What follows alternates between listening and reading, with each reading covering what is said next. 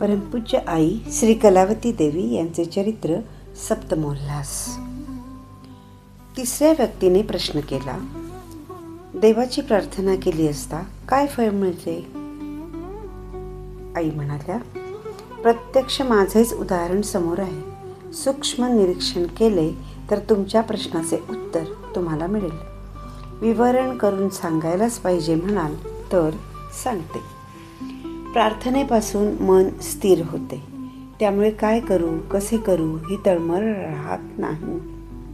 परमेश्वराची दृष्टी सदैव आपल्याकडे आहे ही भावना दृढ होते. त्यामुळे केव्हाही निर्भय राहता येते. शिक्षणाशिवाय पुस्तके लिहिली गेली. गायन शिकल्याशिवाय स्वरज्ञान, रागज्ञान अवगत झाले. कवित्वाशिवाय पद्यरचना झाली. निरक्षरता लाभल्यामुळे स्पष्ट बोलता येते. हाती घेतलेले कोणतेही काम असो ते कष्टाशिवाय पार पडते. प्रपंचाची झळ लागत नाही. त्यामुळे सदैव आनंदात राहता येते. दुःखी कष्टी जनांना सहवास हवाहवासा वाटतो. सहवासात आलेल्या लोकांनी यथेच्छ आनंद लुटला तरी माझ्याजवळील आनंद यत्किंचितही कमी होत नाही. दुसऱ्या माणसाने प्रश्न विचारला, माझ्या गुरुदेवांना तुमच्या ठिकाणी मानून मी एक गोष्ट विचारित आहे. 5 वर्षांचे मागे माझे गुरुदेव अंत्यवस्थ होते. म्हणून मी मुंबईहून पुण्याला त्यांच्या दर्शनार्थ आले. डॉक्टरांचे मत मुंबईला नेण्याचे पडल्यामुळे त्यांचे बरोबर घरातील सर्व मंडळी मुंबईला निघाली. मी पण निघाले होते. पण आम्ही येईपर्यंत तू इथे राहा, परत आल्यावर मी तुला महत्त्वाचे सांगणार आहे असे गुरुदेव बोलले. म्हणून मी इथे राहिले. पुढे मुंबईला गेल्यावर 2 दिवसातच त्यांचा देहांत झाला. तेव्हापासून ते मला काय सांगणार होते कोण जाणे. त्याचा आता उलगडा कसा होणार त्याबद्दल मनाला सारखी हुरहुर लागून राहिली आहे. पुष्कळ ठिकाणी विचारून पाहिले पण माझ्या मनाचे अद्याप समाधान झालेले नाही. तेव्हा माझे गुरुदेव मला काय सांगणार होते ते सांगून तुम्ही माझे समाधान करा. त्यावर आईने उत्तर दिले, मी जर त्यांच्या तोडीचे असते तर मला तुमचे समाधान करता आले असते.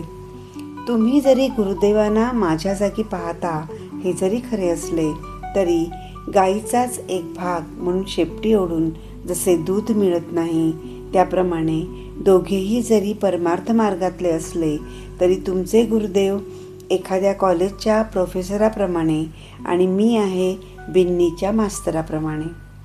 असे असता मी तुमचे समाधान कसे करू शकणार? मी असे सांगेन की त्यावेळी घरातील सर्व मंडळी त्यांच्याबरोबर मुंबईला जायची होती. म्हणून घरात कोणीतरी जिव्हाळ्याचे माणूस असायला पाहिजे या उद्देशाने तुम्हाला राहण्यास सांगितले असावे. तुम्हाला घरी जाण्याची ओढ लागू नये म्हणून परत आल्यावर काही सांगणार आहे असे त्यांनी म्हटले असावे. प्रश्न आला, नामदेव, तुकाराम, ज्ञानदेव, एकनाथ, कबीर, तुलसीदास आदी अनेक संत होऊन गेले पण त्यातील एकानेही पदवी मिळवली नाही. हे कसे? मनुष्य जन्माला आल्यावर पशुवृत्तीतून मनुष्यपणात गेल्यानंतर साधनांती त्यास संत पदवी प्राप्त होते. ही खरीखुरी अत्युच्च पदवी असून ती चिरंतर व सहज मिळणारी असते. त्यामुळे संतांनी मिळवलेली पदवी अधिकारी व्यक्तीशिवाय इतरांना कळण्यासारखी नाही. परत प्रश्न विचारला गेला, तुम्ही आमच्याप्रमाणे येईन, देईन, करीन, सांगीन अशी भाषा का बोलत नाही? आम्हाला एवढेसे काही केले की कोणाला सांगू असे होते. तुम्ही एवढी पुस्तके लिहिली तरी कधीच एकदा सुद्धा त्याबद्दल बोलून दाखविले नाही. हे कसे? आई म्हणाल्या, देवाने आपल्याला जे काया, वाचा, मन हे त्रय दिले आहे ते आपले असे मानून आपण जगात वावरत असतो. जीवनात एकदा दुःखाचा वीट आला आणि सुखाच्या अपेक्षेने आपण संतांच्याकडे मार्गदर्शनार्थ याचना केली की संत सांगतात, काया वाचा मन हे त्रय देवाचे आहे. ते त्यास प्रथम देऊन टाक, म्हणजे दुःखाचा अंत होईल, अर्थात तुझे सुख तुला मिळेल. आपण त्याप्रमाणे केल्यावर काया वाचा मन या त्रयीवर आपला हक्क राहत नाही. त्याने चल म्हटले की चलायचे, दे म्हटले की द्यायचे, कर म्हटले की करायचे, बोल म्हटले की बोलायचे. एकूण त्याच्या आज्ञेशिवाय काहीच करता येत नाही. परत दुसऱ्या माणसाने प्रश्न विचारला, मी एक जिज्ञासू आहे. जगात जितके म्हणून ग्रंथ आहेत ते सर्व माझ्या नजरेखालून गेले आहेत. पुराण, कीर्तन, व्याख्यान, प्रवचन एकही मी सोडित नाही. अनेक संतांकडे पण गेलो आहे, परंतु जे काही मिळायचे आहे ते अद्याप मला मिळालेले नाही. हे कसे? आईने त्यावर उत्तर दिले, एका ग्रंथात जे आहे तेच सर्व ग्रंथात आहे. एकेका ग्रंथात एक एक प्रकारे वर्णन केलेले आहे, इतकेच. त्याप्रमाणे कीर्तन, पुराण, व्याख्यान, प्रवचन काही असो, त्यात सांगितले जाणारे तत्व एकच. खऱ्या जिज्ञासूला संतांचे एखादे वाक्यही पुरते. या पलीकडे तुम्हाला अधिक काय सांगणार? दुसऱ्या एकाने प्रश्न केला, मी अनेक संतांकडे गेलो तरी मला कोणी काहीच सांगितलेले नाही. आई म्हणाल्या, सामान्य माणसांमध्ये कोणी सांगणारे असतात तर कोणी ऐकणारे असतात. सांगणाऱ्यांना ऐकण्याची तयारी नसते आणि ऐकणाऱ्यांना सांगण्याची उर्मी नसते. पण संत सांगणाऱ्याकडे ऐकण्याची तयारी दाखवतात.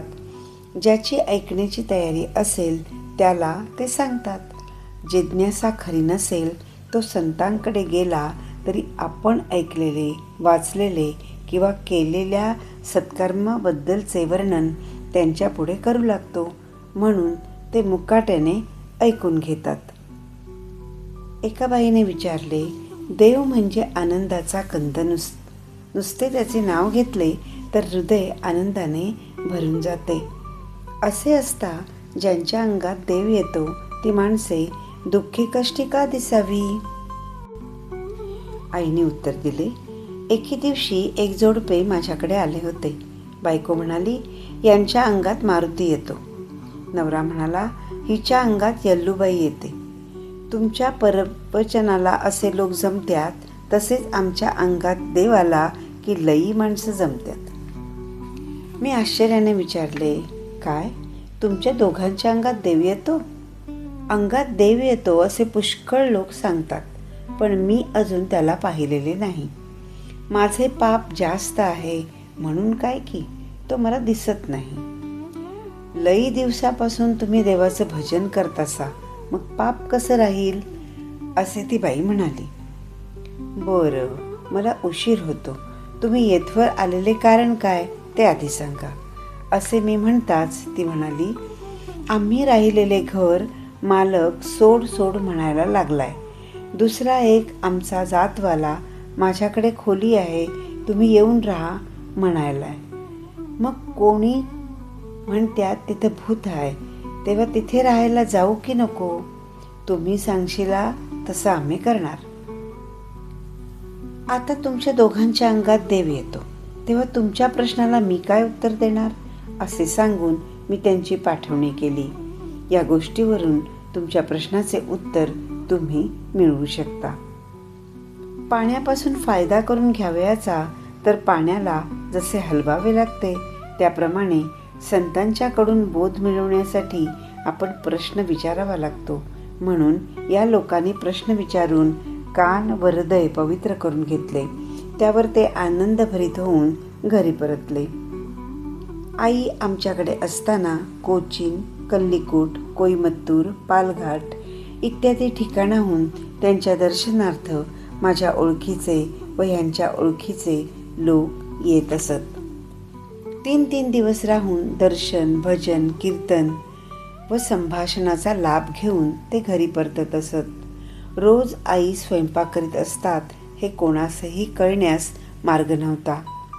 मी वाढायला गेले की ते विचारीत, वहिनी तुमच्या घरचा स्वयंपाक अमृताप्रमाणे गोड कसा हो?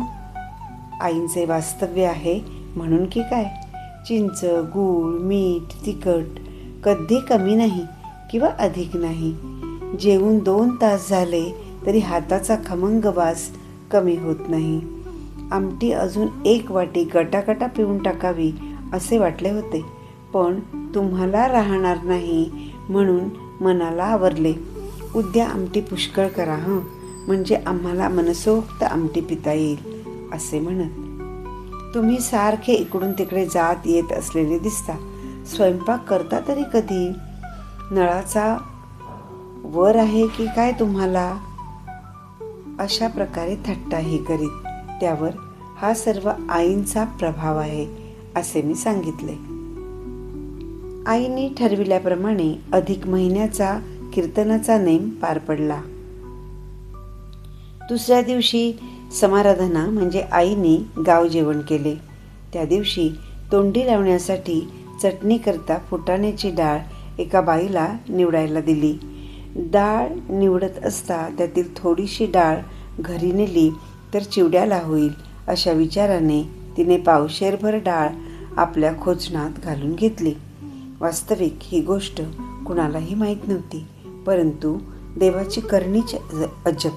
त्यामुळे झाले काय, थोड्या वेळाने तिला शौचाला जाण्याची घाई झाली. त्यामुळे सहजच संडासभर ती डाळ पसरली गेली. त्यानंतर बायकांच्या समूहात सहज आई म्हणाल्या, संडासात फुटाण्याची डाळ कशी काय कोण जाणे. त्यावर त्या बाईने आपल्याकडून घडलेली चूक कबूल केली. जेवणे आटोपल्यावर सुब्रमण्यम भटजींनी आईंना प्रश्न केला, अहो, पूजा करावयाला मला का सांगितले नाही? या गावात भटजी नसावेत असा तुमचा समज झाला की काय? तुम्हाला देवाची पूजा करण्याच्या शास्त्रात आधार नाही हे तुम्ही जाणत नाही की काय? अहो भटमामा, गाव म्हटल्यावर भटजी हे असणारच.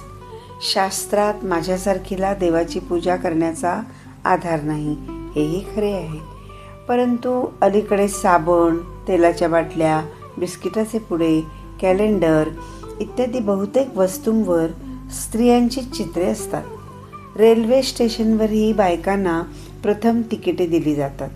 आगगाडीत स्त्रियांच्या डब्यात पुरुषांना बसण्याचा अधिकार नाही, पण बायकांना मात्र पुरुषांच्या डब्यात बसण्यास जागा दिली जाते.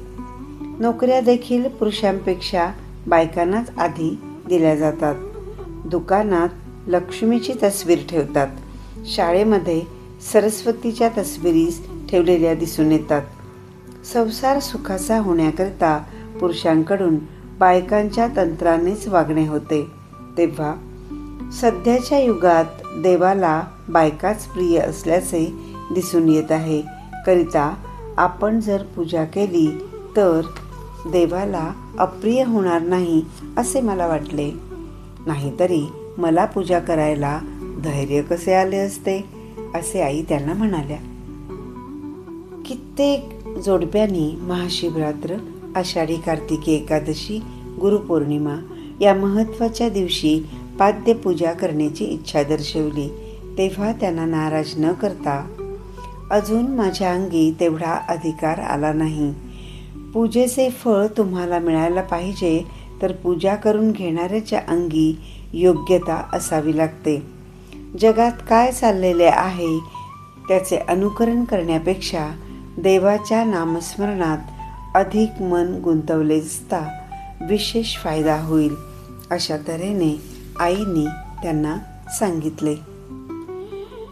समाराधनेच्या स्वयंपाकासाठी भाड्याची भांडी आणली होती. जेवणानंतर ती परत देतेवेळी एक मोठी लोखंडी पळी हरवल्याचे कळून आले. त्याबद्दल त्यांना दंड म्हणून पैसे देण्यात आले. ती पळी स्वयंपाकिनीने नेली होती. ती गोष्ट त्या बाईला रात्रभर जाचल्यामुळे दुसऱ्या दिवशी सकाळी आपण नेलेली पळी व त्या चुकीबद्दल नारळ, केळी, 10 रुपये घेऊन ती आमच्याकडे आली आणि ते सर्व आईंच्या पुढे ठेवून आपल्याकडून घडलेल्या चुकीबद्दल तिने खेद प्रदर्शित केला. एकूण जी गोष्ट माणसापासून गुप्त होती ती गोष्ट शेवटी देवाने उघडकीस आणली. समाराधनेनंतर आईंच्यासह मी माथेरानला निघाले. प्रथम आम्ही हुपळीच्या सिद्धाश्रमात गेलो. तेथे एक दिवस मुक्काम करून दुसरे दिवशी माथेरानला जाण्यासाठी स्टेशनवर गेलो. मी आईंच्यासाठी सेकंड क्लासचे तिकीट काढणार होते, परंतु आई म्हणाल्या मी थर्ड क्लासमध्ये बसणार. त्यावर माझा नाईलाज झाला. डब्यात फार गर्दी होती. आईंच्या हातात बांगड्या नसलेल्या पाहून एका बाईने तुम्ही डॉक्टर आहात का नर्स आहात असा प्रश्न केला.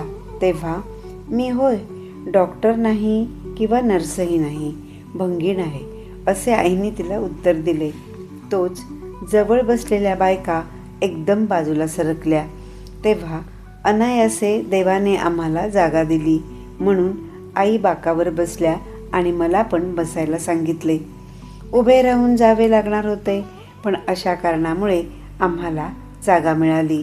परंतु आईने स्वतःला भंगीण का म्हणून घेतले याबद्दल मात्र मला वाईट वाटले. पुढे माथेरानच्या गाडीत बसल्यावर मी आईना प्रश्न केला, तुम्ही स्वतःला भंगीण म्हणून घेतले याचा अर्थ काय? तेव्हा तुम्हा सर्वांच्या सारख्या आम्ही चुका काढीत असते. ते काम तुमचे जवळचे किंवा लांबचे आप्तेष्टसुद्धा करू शकत नाहीत, कारण इतके ते कनिष्ठ काम आहे. सध्या ते काम मी करीत आहे म्हणून मी भंगीण आहे असे म्हटले. असे सांगून आईने माझी समजूत घातली. जन्म दिलेली आई जशी लहान मुलांची काळजी घेते त्याप्रमाणे आई आम्हा सर्वांची काळजी घेतात. एके दिवशी रात्री 1 वाजण्याच्या सुमारास मला अत्यंत थंडी वाजू लागली. त्यामुळे झोप येईना. मी नामस्मरण करीत स्वस्थ पडले होते. आमच्याकडे उष्ण हवा असल्याने त्या थंडीची मला कल्पना येऊ शकली नाही. त्यामुळे बरोबर पांघरून जास्त नेले नव्हते. आईने माझी अडचण जाणून लगेच आपल्या अंगावरील रग काढून हळूच तो मला पांघरला.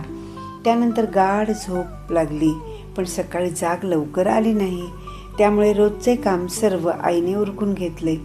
तेथे भर दुपारी देखील नुकतेच उजाडल्याप्रमाणे दिसते. घनदाट झाडी असल्याने सूर्यकिरण पाहावयास मिळणे मोठे मुश्किलीचे होते. त्यामुळे किती वाजले याची मला कल्पना येऊ शकली नाही. जेव्हा मी जागी झाले तेव्हा एक ठोका पडला.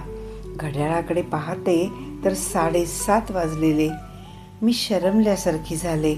आईने माझ्या वाटणीला एकही काम शिल्लक ठेवले नाही असे जेव्हा दिसून आले तेव्हा मला फारच वाईट वाटले. इतक्यात आई म्हणाल्या, पाणी तापले आहे, लवकर आंघोळ करून घे. ते ऐकून अधिकच मला दुःख झाले. आंघोळ करून स्वयंपाकघरात गेले तोच पाट मांडून कॉफी व फराळाची ताटली ठेवलेली दिसली. मी थोडासा जप करून मग कॉफी घ्यावी म्हणून हातात माळ घेतली, पण त्याकडे माझे लक्षच लागेना. माझ्या आईंचे प्रेम किती व कोणत्या प्रकारे मी वर्णावे? हे प्रेम मिळवण्यासाठी आईने किती कष्ट केले. आळशावर गंगा चालून आल्याप्रमाणे माझ्यावर दयामय आईने प्रेमाचा लोंढा सोडला आहे. आईंच्या रूपाने आज आपणास परमेश्वर लाभला आहे, तेव्हा आपण शक्यतो लवकर त्याची कृपा मिळवावी असे विचार माझ्या मनात घोळू लागले. त्यामुळे जप करणे जमले नाही आणि समोर ठेवलेला कॉफी फराळही तसाच राहून गेला. इतक्यात आई तेथे आल्या आणि विशालाक्षी, तू आ कर, मी तुझ्या तोंडात घास घालते असे म्हणून माझ्या मस्तकाला हात लावला आणि माझ्या तोंडात उपीट घातले. तोच माझे भान हरपले. सर्वांग शीतल झाले.